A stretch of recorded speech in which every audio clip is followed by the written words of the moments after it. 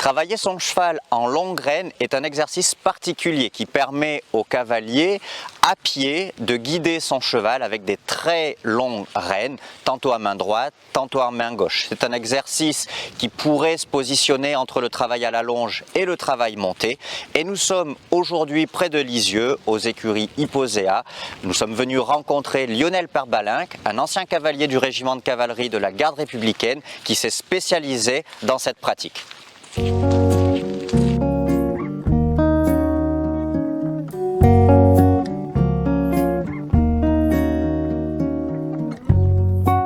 Voilà, donc comme je vous le disais, nous sommes venus rencontrer mon ami Lionel Perbalinck qui s'est spécialisé dans le travail aux longues graines. Bonjour Lionel, bonjour merci Simon. Beaucoup de nous accueillir dans ta structure. Du coup, nous on s'est connus à la garde républicaine. Tout à fait. Et finalement, là-bas, quand moi je t'ai connu, tu étais un cavalier qui répondait aux missions classiques du garde républicain, mais quand même un petit peu orienté concours de saut d'obstacle. Est-ce que tu peux nous raconter ton parcours qui aujourd'hui t'a amené à devenir un des spécialistes de cette manière de travailler les chevaux en longue graine? Alors, pour le travail des longues graines, on va commencer par le début, Simon. Déjà, bienvenue sur le site Hipposea. Merci. On est vraiment heureux de vous accueillir.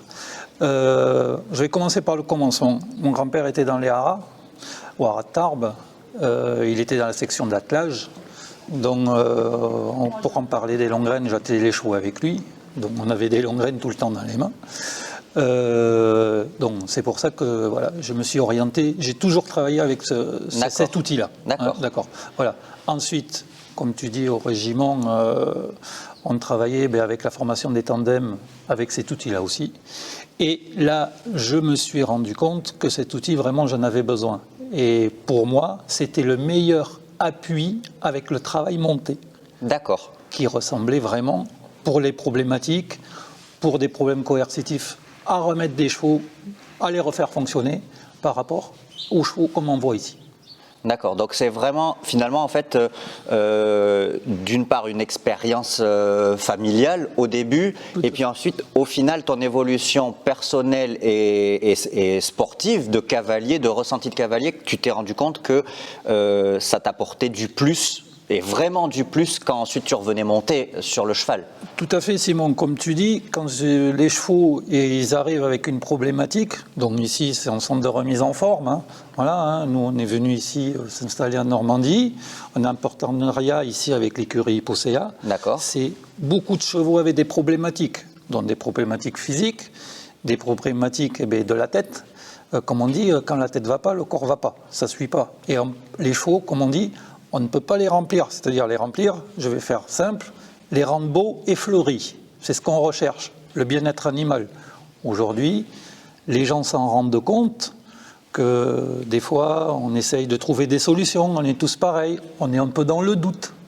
Mais quand on voit le changement et des chevaux métamorphosés, on se dit quand même qu'on est sur la bonne voie. D'accord.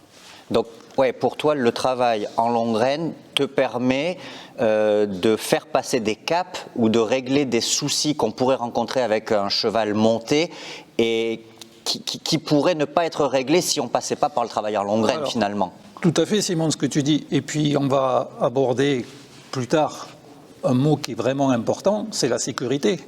Par rapport à eux, ça n'est pas grand-chose. Ça n'est pas grand-chose. Donc là, tout se fait en douceur. Les chevaux, ils adhèrent. Ils voient qu'il n'y a plus le poids du cavalier dessus. Et ça, c'est vraiment l'élément qui change tout pour le cheval? Tout à fait. Ils se retrouvent dans le confort. D'accord. On sait que dès qu'on rajoute du poids dessus, il y a l'équilibre qui change. Tu le sais comme moi, tu es un cavalier averti. Et si l'équilibre change, s'il n'est pas bien déjà sans le poids du cavalier, ça ne va te faire qu'empirer les choses en mettant du poids. Le cheval reprend confiance psychiquement. Le corps du cheval se métamorphose, les muscles apparaissent, et là après le travail, les deux sont partis quoi. D'accord, d'accord.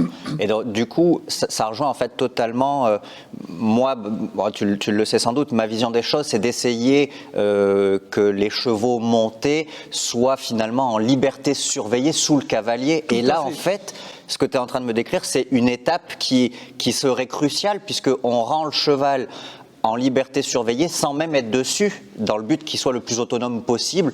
Et ensuite, on vient, nous, juste se poser dessus et le laisser faire ce qu'il sait faire le mieux, quoi. Tout à fait, Simon, tu as tout compris. D'accord. Et le cheval adhère, des gens sont bluffés au bout de 15 jours. Donc voilà, ils essayent, comme on dit, de trouver, on ne va pas dire des parades. Allez, on renforce un petit peu l'enraînement qui n'était pas assez serré. Ça va pas, on en remet un autre, un mort. Ah ben non, vraiment, on va remettre les éperondes. Il n'y a pas de ça. Il n'y a pas besoin. Il n'y a pas besoin de tout ça. Il n'y a pas besoin de tout ça. Voilà. On en revient à la base. Et du coup, ce travail en longue graine permet au cheval de mieux comprendre ce qu'on attend de lui.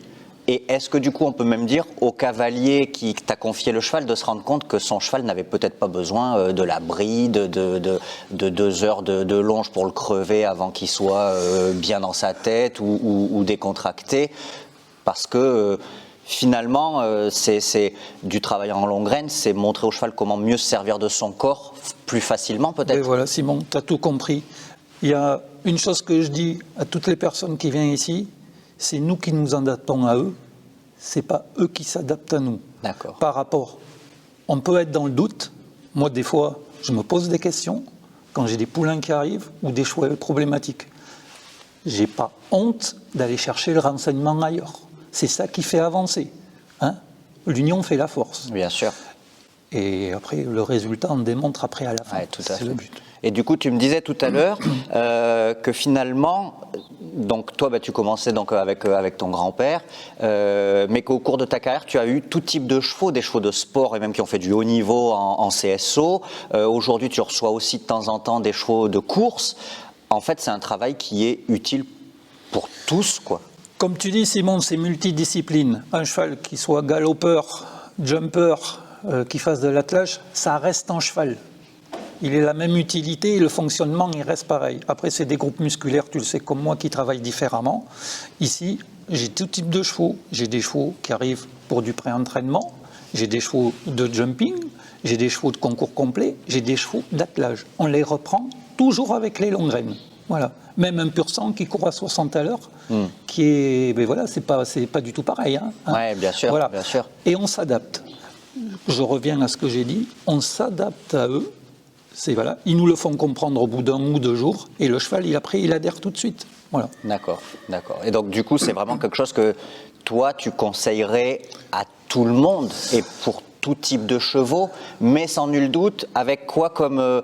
voilà, faites attention avant de se lancer dans les longues graines. C'est pas j'accroche les longues graines, je me mets derrière et c'est parti.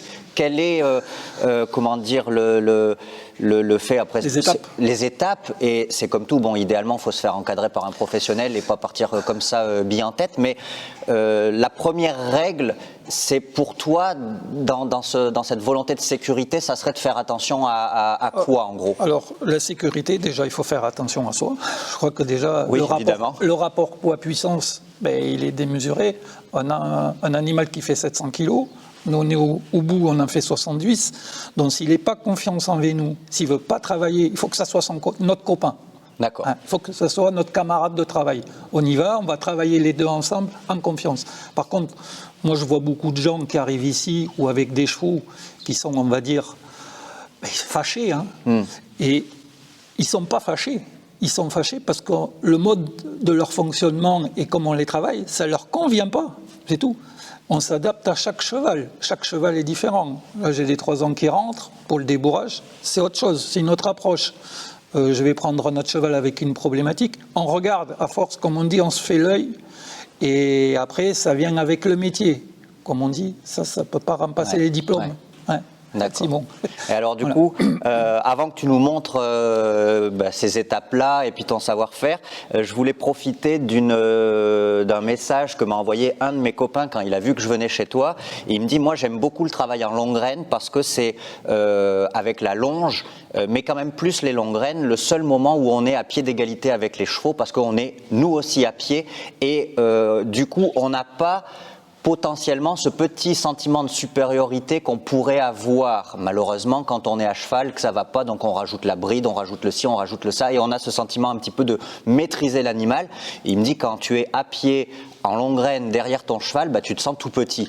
Et ça rejoint vraiment ce que tu me disais, que là, si le cheval n'éprouve pas du bien-être et de l'envie à travailler avec nous, ben on est vraiment tout petit, quoi. Ah ben, on est tout petit. D'abord, c'est comme nous journalièrement. Si on n'est pas bien dans sa tête et dans son corps, on ne va pas bien travailler.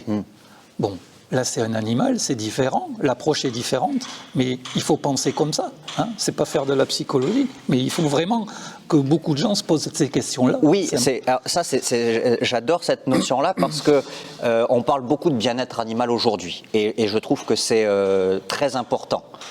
Ça arrive, mieux vaut tard que jamais, comme on dit.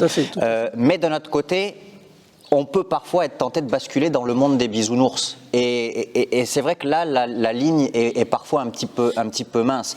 En longue graine, tu ne peux pas tomber dans le monde des bisounours. Tout à fait, on n'a pas le droit. Mais tu es obligé de rester dans... Mais dans un canevas, on va dire. On en parlera tout à l'heure quand on va faire la pratique. On a la main directement reliée à la bouche. Donc, tu sais ce que c'est, hein, le liant mort avec la main. Là, l'action de la main, je vais te dire qu'elle est multipliée par 20. En longue graine, l'action de la main est multipliée par 20 par rapport à monter pour le même mort utilisé. Alors ça, c'est super comme info. Donc, ça veut dire, comme on dit, une main de velours dans un gant de velours. Les anciens nous l'ont appris. C'était pas pour nous dire ça, pour après les belles fêtes qu'on faisait après avoir fait les services. C'est bien pour quelque chose. C'était vrai, d'accord. Prendre soin de la bouche du cheval. Hein. Là, les aides qu'on fait, si on veut faire une épaule en dedans, une session, c'est avec des codes avec les longues graines. Mais si on veut tourner avec la droite, l'action directe, c'est même bouche. Hein. Et ce qui nous relie, à cheval, c'est une paire de rênes. Là, c'est les longues graines. D'accord. Voilà. Ok, bah écoute, merci beaucoup Yo-Yo. On se met au boulot. Allez, c'est parti. C'est parti.